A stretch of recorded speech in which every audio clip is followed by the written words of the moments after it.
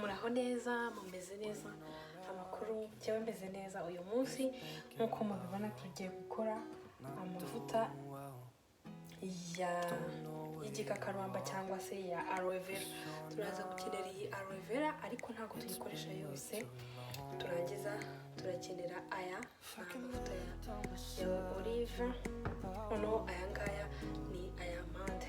Ufite aya koko nayo wayakoresha, gusa ngewe sinkunda aya koko kuko iyo aho amaze guhora agera hagafata kuyasiga mu mutwe bikangora kurusha ko nakoresha aya ngaya y'amazi. Noneho ngiye kucyoza ngikate, noneho nze mbereke icyo ndi bukoreshe, mbereke nuko ndi bugikate, nuko turi butegure amavuta yo kwisiga mu mutwe.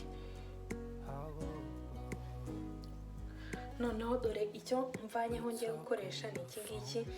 Noneho ikiri busigare ndaza kugikoresha leave-in conditioner, nayo ndaza kubera ukuntu ndi buyikore. Ndangiza mbereke nyine ngiye gufata iki ngikatemo uduce dutoya nk'aka ngaka. Noneho ngiye gukoresha rushe, gushyiramo ikirushe kimwe.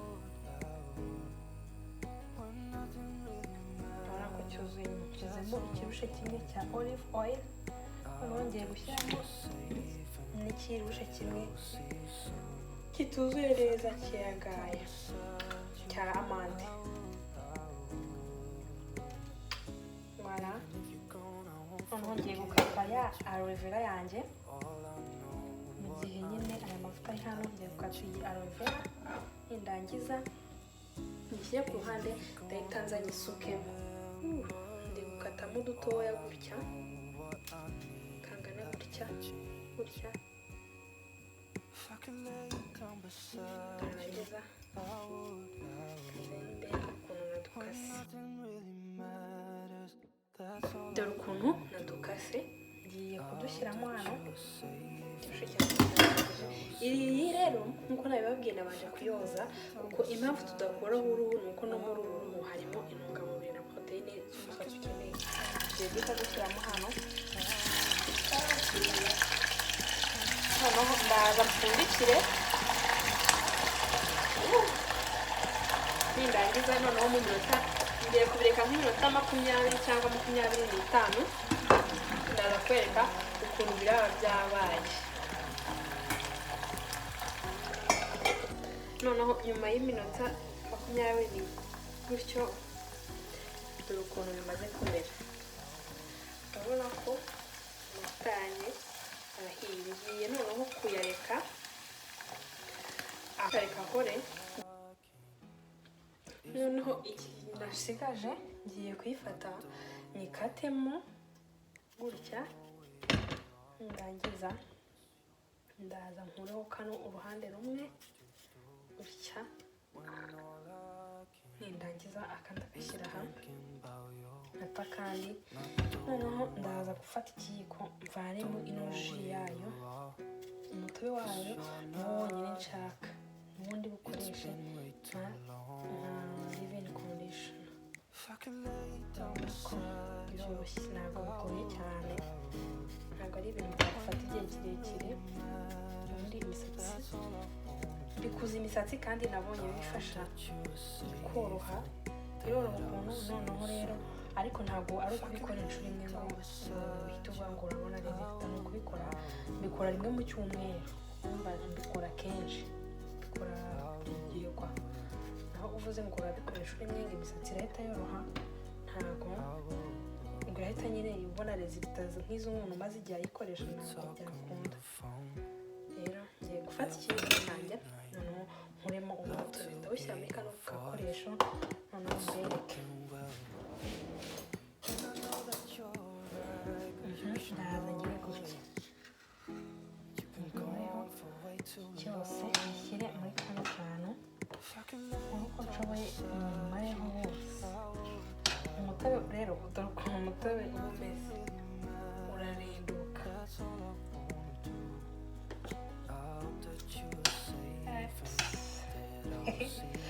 Birarenduka. Ahijye birazi. Ndaza wose nk'uko nshoboye. abantu rero mutagura igikakarubamba mukibonera ubuntu rwose mwinezeze ku misatsi yanyu.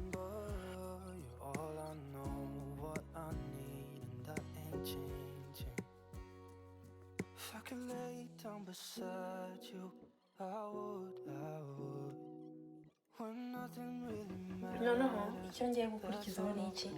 Ndaza mfate n'intoki zanjye noneho ngende nkanda nkamura ku buryo umutobe mwinshi usohoka muri ibi bintu. Urabafunga mbese ndasa nk'uwusya. Urabona ko ugenda uba mwinshi. Noneho uyu mushongi rero ndi kuvanamo ndaza kuwunyuza mu kayunguruzo.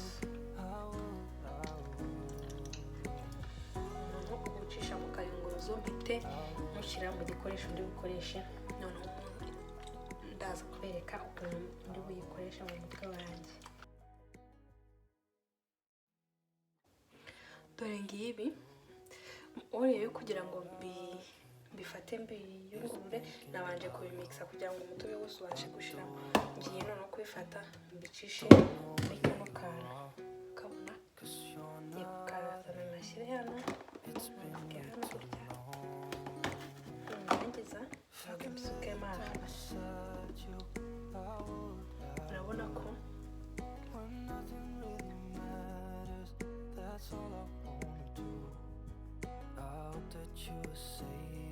umutobe uramanuka hasigaramo hano hasigaramo akantu k'umwanda gakeya.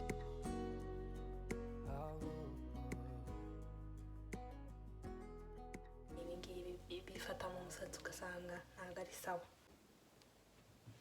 Muraho neza nanone.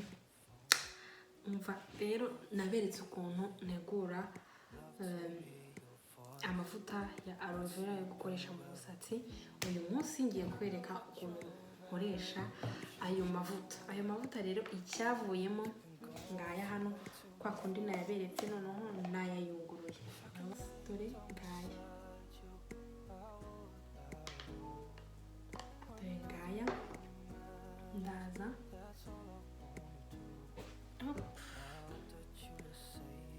ni gutya ameze gutya.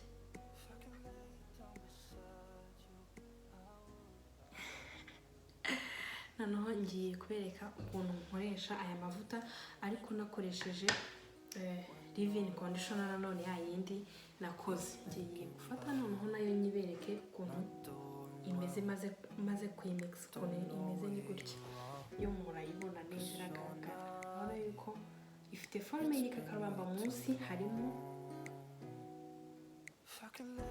amabara nyine y'igikakarubamba kiri hasi gifashe.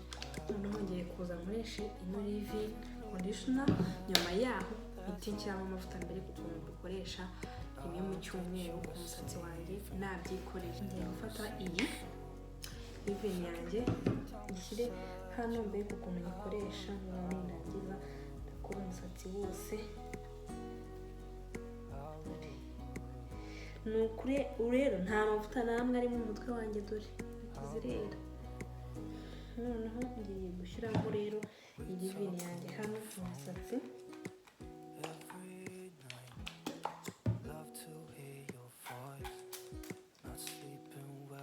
Ntabwo iza neza nk'uko amazi azayo ibirenduka. Dore ukuntu isa.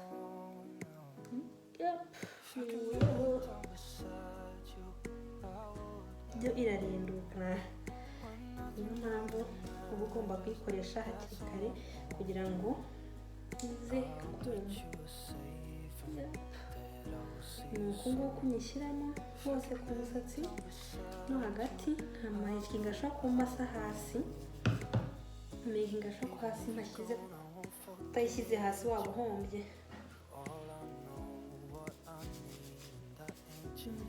Urabona ko ndaza nkamasa neza, narangiza nkaza. Ni nk'uko umuntu akoresha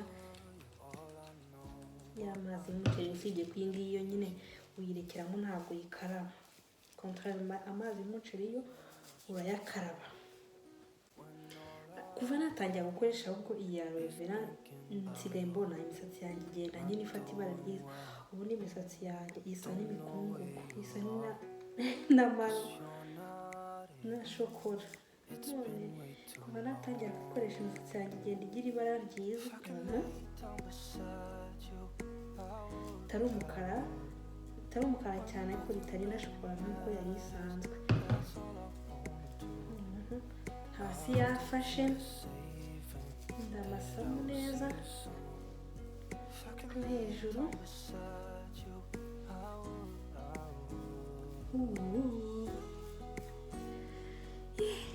dore nuko kunyishyiramo yarangiza nkakomeza. Urabona ko imisatsi yanjye imeze neza. Noneho amavuta ndaza ngahita nyafata hano, maze gushiramo neza nayimashije ndi kubona ko iri kumuka. Ubundi ndabanza nkayishyiramo, gusa ngiye kubiberekera rimwe nyine kugira ngo ndabanza nkayereka gatoya nk'iminota 5, narangiza ngashyiramo amavuta. Amavuta rero ko nyashyiramo nayo ayafata gutya, naza nkayashyiramo nkurikiye leave-in condition. Ariko iyo utegereje kuma cyane biba bibi, ugomba gutegereza gatoya. Urabona ko nanjye nategereje iminota mikeya ndimo ndayimasa. Urabona ukuntu meze nk'uku, maze gushyiramo kanwa, maze gushyiramo amavuta. Ni uku nguku umusatsi wanjye umeze. Amavuta nari gutya nabishyizemo, uba woroshye koko, uba woroshye cyane cyane cyane. Rero niba ufite igikakarubamba hafi, ukaba ushobora kubona amavuta ya olive, ushobora kubona amavuta ya koko, ubasha kwikorera amavuta yawe ya aloe vera cyangwa igikakarubamba uri mu rugo, kandi ugakora na leave-in condition. Hari abantu badashobora kubona leave-in conditioner, ukaba wayikorera mu rugo. Nanjye rero niyo mpamvu nahisemo kubakorera iyi video ngo urebe ukuntu nkoresha produit nikoreye rimwe na rimwe nzi neza ibyo nakoresheje. Nahawe utaha rero, niba utarakora subscribe uracikanwe. Niba rero warayikoze urakoze cyane, Imana igumugisha. Ndabakunda cyane, naho muri video y'ubutaha. Bye.